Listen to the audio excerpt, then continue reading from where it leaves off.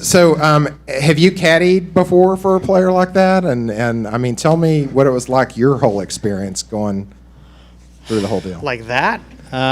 Never a player like that. I've played a ton of golf. I mean, I've played professionally for a long time, so I understand what it takes to be what it is to be a good caddy. So the hardest part for me was the Peloton rides and walking the court, walking traditions with my own bag for a few weeks before I went out there with him. But I just didn't want to let him down in any way, so I was making sure I was prepared. But it's an awesome experience, and to do it with a guy that that means so much to this program and have that kind of relationship with it was definitely cool. Go back to Rob. The exposure that this gives you guys, as this is the home of the U.S. Amateur Champion, and the whole week of having A&M out there. What does that mean to your program? I'm not quite sure because I know it's a lot of exposure. Our program is pretty rooted in who we are and our identity, and Sam's a great example of who we are. I mean, we're a blue collar group that works hard and cares for each other, and I don't want any of that to change. So if the exposure is such that people look at it in such a positive way, that the relationships we have and the kind of players we develop, then obviously that's great. But A&M's it's a standalone place. We tell recruits all the time it's a special place. It's not just a special place because Sam Bennett won a U.S. Amateur. It's a special place because of all the things we have around us that make it a place where Sam Bennett can win a U.S. Amateur. So I hope it looks great on the outside, and I think it really does. I mean, he carried himself great. Had a lot of tough questions to answer. Showed a little bravado and pride in who he was and where he came from, and if all that stuff sheds great light on who we are and what we do here at Texas A&M, then I'm very thankful and grateful for that.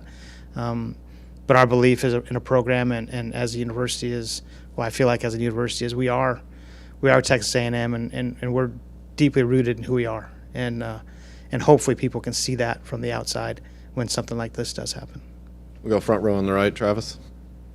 I know we asked Sam about the way his college season ended and moving here. What did you see change? What did he work on between those two periods? And then he said he couldn't pick a favorite shot. Is there a shot throughout that you said, okay, it's on this through this? I mean, he's pretty humble, but what he would tell, I mean, he didn't play well this spring. He wasn't comfortable with how his game was this spring, and he would say that to me all the time. I mean, there was things he couldn't do that he usually can do, just that frustrated him a little bit through the spring, and he fought through a lot of stuff that he wasn't able to do the things he wanted to do on the golf course. But I think taking a step away after nationals and that last round at nationals where he shot a low round of the tournament by a few shots, and then taking kind of a step away after the Palmer Cup and relaxing and continuing just maturing so much. He's come a long way in a year and a half as far as a young man goes, and he'll admittedly say he's got a long way to go, but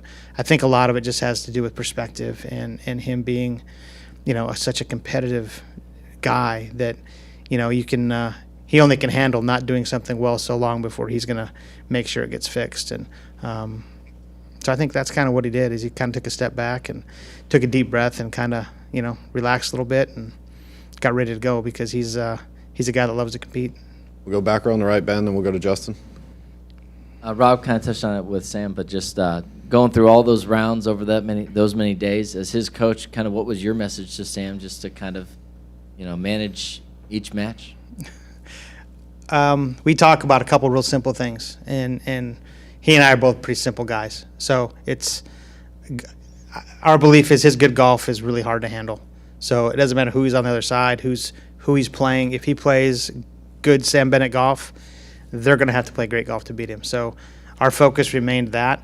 And then we talk a lot about little things like less is more. And when he tries to do too much, sometimes that's when he gets behind the eight ball a little bit. And so we just constantly stayed with, let's play some good golf and hit good shots and not try to do things that we don't have to do. And we just kept putting one foot in front of the other, putting shots together. And we kept really the pressure on the other guy the whole week. He was behind for, I don't know what amounted to about 30 minutes the whole week. So it was it was a pretty impressive way to go through match play, to play the gauntlet of players he played and to be ahead basically the whole time. And I know he's been around the area for a while, of course, and just what's your relationship been like with him, especially, since he got on campus, and just how that's evolved, and obviously a big moment for you guys. I get this question a lot, but it's our relationship is based on we're incredibly similar in our stories. I played a lot of sports growing up from a small town in South Dakota. He played a lot of sports from a small town in Texas. Both pretty athletic guys. Both lost our dads at young ages.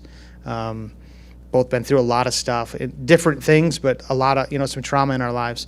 And then two guys that I obviously played golf and got to the professional level that I dreamed of, and I'm trying to help him do that as well. So we're a lot of similarities in who we are, and the path that we've been on. So I think the common ground there was that, and then just a friendship and a coach's relationship, and I mean sometimes psychologist, sometimes disciplinarian. I mean he, as far as a kid that accepts all those things, it's pretty good when you can look the kid in the eye and tell him he's doing something wrong and he says yes sir, or you can look him in the eye and tell him, man, that was amazing, congratulations, and he'll say yes sir.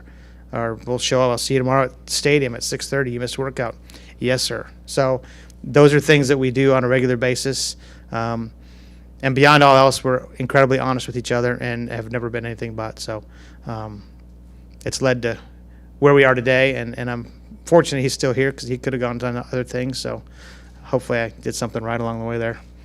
We'll go back behind the lights on the right, Justin. Do you get to caddy now in the Masters? Have you all talked about that yet? I don't even I don't think I get to decide, honestly. Yeah, if he wants to be there in the Masters, we'll do that for sure. That would be really, really cool. Can you just?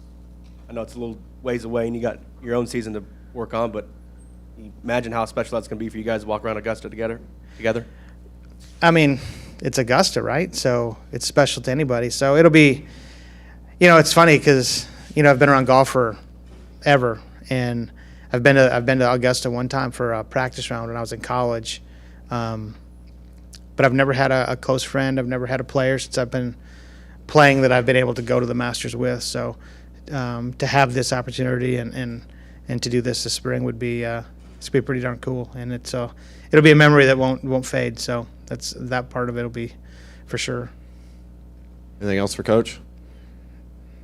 Somebody with the favorite shot, right? Did you ask the favorite shot? Who was that? Yeah. Favorite shot. You always want to say the last one, but I think the favorite shot I saw him hit was a bunker shot on 17 on that semifinal match. That was, for y'all here, that was the hardest day. That was the hardest day for him, because if you don't get through that match, then you've had a really nice tournament, but you've seen a door shut and kind of shut in your face. And getting through that match, the opportunity is pretty incredible. So the tears came after that match for him, and the last match was kind of, when it ended, it was like, man, he actually looked at me like in a Ricky Bobby moment and said, I really don't know what to do. Which I thought that needed to be on Twitter because it was pretty cool. But yeah, so the shot on 17 was by far, in the semifinal match, was the shot of the week for me. Thanks, Coach. Thank y'all.